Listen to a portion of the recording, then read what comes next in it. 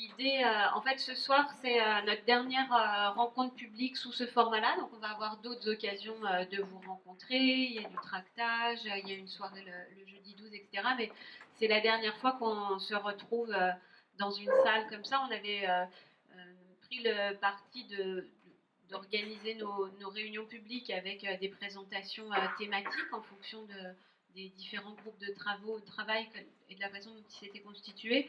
Et là, l'idée un petit peu avec Cyril, qui va parler après moi, c'est de simplement récapituler. Donc, il ne s'agit pas du tout de conclure, hein, au contraire, on espère plutôt que c'est une introduction, mais de reprendre un petit peu la perspective large qui nous motive et qui nous donne de l'énergie, parce qu'on est plusieurs à s'être rendu compte que ça en demande pas mal de l'énergie de faire ce qu'on fait en ce moment. Et donc moi je voulais faire une sorte de petite présentation, on va dire, sur les façons, les outils dont on dispose pour réfléchir à ce qui nous arrive. Qu'est-ce qui nous arrive? Dans quel monde est-ce qu'on est en train de vivre? Comment se fait-il qu'on soit aussi nombreuses et nombreux à ressentir l'urgence de quitter nos vies, presque, c'est-à-dire de quitter notre routine, de quitter nos habitudes pour faire quelque chose d'autre? Et une des ressources précieuses pour essayer de comprendre ce qui nous arrive, c'est l'écologie politique. Alors, c'est un terme très large qui a plein de déclinaisons possibles, mais l'écologie politique, cette idée que l'écologie, c'est l'étude des relations des êtres entre eux et avec leur milieu, et l'écologie politique, c'est de penser ce regard-là et cette étude-là à l'échelle d'une communauté très large qui est composée de vous, de moi, mais aussi des non-humains, des autres qu'humains avec lesquels on partage le territoire, mais aussi des montagnes, du fleuve, des astres peut-être.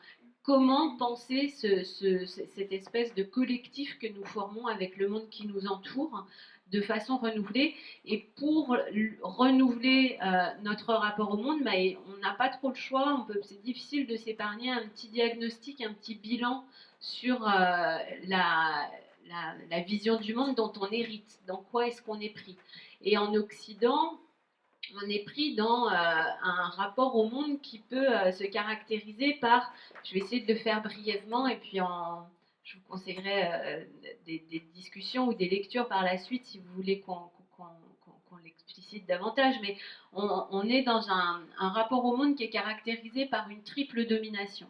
D'abord, cette idée très étrange que nous serions, nous humains, comme maîtres et possesseurs de la nature. Donc, j'ai promis que je ne citerai plus jamais de philosophes, mais ceux d'entre vous qui se souviennent un petit peu de leur cours de philo en terminale auront reconnu ce grand-père de la philosophie moderne qui considérait que les humains devaient être comme maîtres et possesseurs de la nature. Et c'est René Descartes, hein, je vous le dis, ce sera le seul. Et qui en fait récapitule quelque chose qui est beaucoup plus long dans l'histoire de l'Occident et qui est cet être humain au sommet de tout et de cette nature, alors qu'il s'agisse des roches, de l'eau, des animaux, des plantes qui seraient à sa disposition et dont il suffirait de se servir comme dans un grand panier de ressources. Et cette vision-là, cette façon de centrer le monde autour de l'humain, eh bien, il a mis en place un régime, une façon d'être au monde extrêmement violente, extrêmement dominatrice. Donc, on a parlé des brebis qu'on pouvait élever pour autre chose que les manger, mais de manière beaucoup plus générale, la façon dont on peut se lier et s'émouvoir du monde vivant qui nous entoure est beaucoup plus riche que la simple domination-appropriation. De façon assez concomitante, assez parallèle, hein, cette domination de l'homme, alors on pourrait dire avec un grand H sur la nature, s'accompagne aussi d'une domination de l'homme et des hommes avec un petit H sur les femmes, parce que dans l'histoire notamment récente on va dire, sur les 5 ou 6 derniers siècles, les femmes ont été largement associées justement à la nature.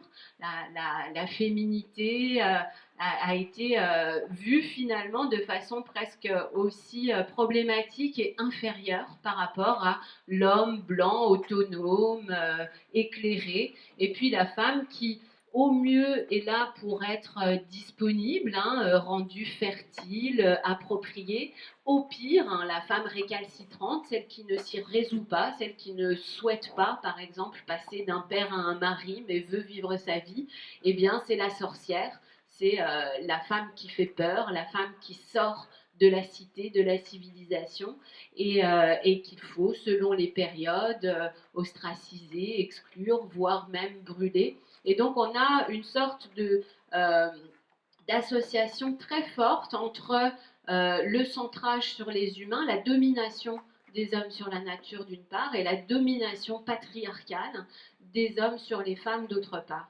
Et puis, de façon, on va dire, plus récente, si on prend le dernier millénaire, on est sur une histoire quand même un peu longue, on se rend compte que les hommes, que ce soit les humains ou les hommes avec un petit h, ça n'a jamais été tous les hommes, ni tous les humains, ni tous les hommes avec un petit h. C'est l'homme blanc occidental, et à travers les découvertes du Nouveau Monde, à travers d'abord l'esclavage et ensuite la colonisation, il y a une entreprise de appropriation, de pillage organisé par l'Occident, à l'époque d'abord par l'Europe, sur le reste du monde, qui va prendre d'abord un pillage en règle des ressources, et puis une instrumentalisation, une objectivation des peuples africains via l'esclavage, des peuples autochtones via leur extermination pure et simple. Et donc on a cette forme ancienne de l'esclavage, de la colonisation, qui se perpétue aujourd'hui encore avec la mondialisation économique, qui est une sorte de colonisation, de soft colonisation, on pourrait dire, où finalement on n'apporte plus les esclaves pour travailler dans les champs de coton, on exporte directement nos déchets, notre empreinte carbone, notre pollution dans les pays du Sud. Et puis, dans les pays occidentaux, sous la forme assez sordide du racisme, de la fermeture des frontières, de l'ostracisation et de l'exclusion des populations racisées. Donc, il ne s'agit pas de s'auto-flageller, de se dire tous on est de terribles patriarcaux, anthropocentrés, racistes. Individuellement, je pense qu'on a tous le souhait de sortir de ces schémas-là. N'empêche que nos institutions, notre vision du monde, notre rapport à la fois à la nature, à la fois entre les genres, à la fois entre les cultures, est encore pétri de ça, et il faut un effort actif. On ne se sort pas, on ne change pas de vision du monde ou d'ontologie comme on change de chemise. Je ne vais pas dire, oh bah tiens, demain, je ne veux plus du tout être sexiste. C'est bien de le vouloir, mais il faut des efforts pour se déprogrammer d'une culture qu'on a héritée de si longue date. Et alors, vous me direz, bon bah oui, c'est bien, et c'est pour ça que vous montez une liste pour les municipales, ça semble un petit peu sous-calibré quand même comme réponse. Et oui, c'est vrai, mais il faut commencer quelque part. Et en fait, c'est pour ça, Cyril a signalé qu'il y en avait des thèmes transversaux, des thèmes qu'on n'a pas réussi à faire vivre et à rendre dans ces réunions publiques parce qu'on a fait le choix de parler thème après thème des différents groupes de travail et de la façon dont, et des résultats qu'ils ont obtenus. Mais ce qu'on voit et qu'on pourrait observer, on pourrait mettre un étudiant travailler là-dessus pour chercher la transversalité, ce qui apparaît partout dans notre travail, c'est comment, à l'échelle effectivement de la municipalité, il y a des pistes, il y a des voies, il y a des sortes de lignes de force, et presque j'ai envie de dire même des lignes de fuite qui nous sont chères et qu'on a envie de faire vivre dans un projet municipal sur ces 3 sujets. Par rapport à la nature, c'est sûr qu'on a traité des autres qu'humains, de la nature, du milieu, du fleuve, quand on parlait d'agriculture, quand on parlait de protection des milieux naturels, en fait, on en parle tout le temps. Mais qu'est-ce que ça implique foncièrement? Ça implique vraiment de penser complètement à côté de la façon dont traditionnellement on pense par exemple l'environnement. C'est plus un environnement. Les arbres qu'on côtoie, les animaux qu'on côtoie dans la ville, c'est pas notre environnement, c'est notre milieu, c'est notre communauté, c'est avec eux qu'on vit. Et donc d'essayer comme ça, y compris dans une politique municipale, de faire vivre, par exemple, de donner d'une certaine façon la voix, la parole aux autres qu'humains. De se dire qu'on n'est pas juste des bons jardiniers, des bons gestionnaires, des bons agents des espaces naturels. Non, se dire qu'en fait, on va essayer, ce pari un peu fou, de faire un pacte qui soit au-delà des seuls humains, qui inclut, par exemple, la faune sauvage, les animaux domestiques, dans la façon dont on essaye de réfléchir le vivre ensemble. Deuxième, on va dire, ligne de fuite sur la question du rapport entre les genres. Qui s'exerce, enfin qui se perpétue. Alors c'est sûr qu'on a, nous on est la liste, maintenant que la liste est déposée, on ne va pas vous le cacher, on a quand même dû batailler fort pour trouver autant d'hommes qu'il en fallait, parce qu'on était tellement de femmes à travailler, qu'on peut se dire, ah bah oui, nous on n'a pas de problème avec ça, néanmoins, on le voit, bon, bah alors on le voit dans la campagne, c'en est pathétique. Hein, il y a Monica Michel plus 9 hommes. Mais on le voit aussi dans les institutions, on le voit dans les noms des rues. Alors, on parlait, il y a eu des comptages, hein, c'est infime les noms des rues donnés à des femmes. Au niveau des établissements publics, je fais le petit lien avec les écoles, parce que tu dois le savoir, Chloé. Il y a quand même quelques femmes dans les noms d'établissements publics, et c'est les écoles maternelles. Et alors, le même enfant va passer d'une école maternelle Jeanne Giraud à une école primaire à Médé-Pichot. Et puis, donc, on a comme ça encore, y compris dans la toponymie, y compris dans les services de la municipalité, dans la façon dont on monte dans la hiérarchie, des biais sexistes extrêmement forts. Puis on en a peu parlé parce qu'effectivement, c'est difficile de l'intégrer, mais si vous voulez, une extension du sexisme, hein, c'est l'homophobie. C'est l'homophobie, la transphobie, c'est toutes ces difficultés que le vieux monde a d'accepter une société où les lignes ne seraient plus aussi clairement marquées entre pas simplement hommes et femmes, mais entre dominants et dominés. Et c'est ces lignes-là qu'on a floutées déjà à l'intérieur de notre propre collectif en travaillant et qu'on veut continuer de flouter sans cesse pour arriver justement à une forme d'égalité, d'inclusion, où ces stéréotypes-là ne nous imposent plus ce qu'on peut ou ce qu'on ne peut pas faire. Et puis, dernier élément, sur ce passé colonial et les efforts actifs qu'il faut faire pour décoloniser nos imaginaires, notre rapport au monde, mais aussi nos institutions, nos rapports à la culture. Il y a un thème qui est très peu abordé et qui nous est cher. On est nombreux pour toutes sortes de raisons à être très impliqués là-dedans. C'est la question de l'hospitalité. Il y a des villes qui se déclarent villes accueillantes. On a rencontré Damien Carême la semaine dernière qui a fait un travail exemplaire sur l'accueil des... Et on est toujours embêté avec les mots, alors on va dire l'accueil des migrants, et on sait que ces mots-là sont insatisfaisants, mais en tout cas l'accueil des gens qui passent, qui n'ont pas de papier, que les frontières voudraient reflouer dehors.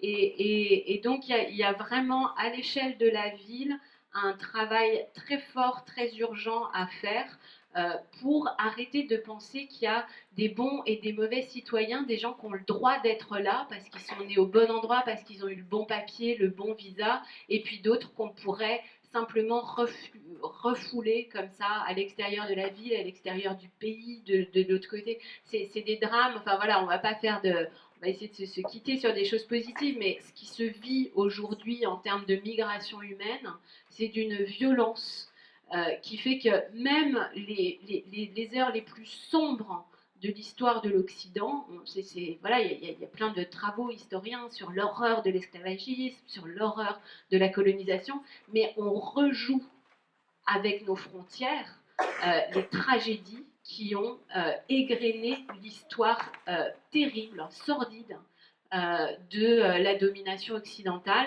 Et ça, à l'échelle d'une ville, on peut dire non. Il y a des villes qui le font.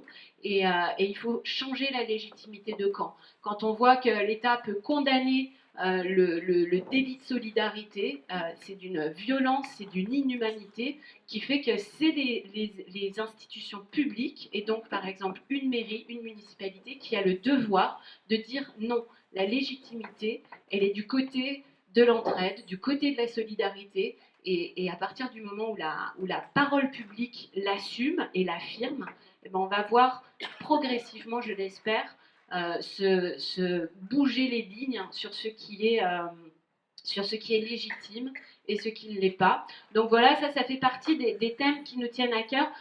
Pour la question du rapport à la, on va dire, post-coloniale, un peu comment décoloniser notre monde, les migrants, c'est un thème qui est un thème urgent et critique, et c'est pour ça que je le mentionne.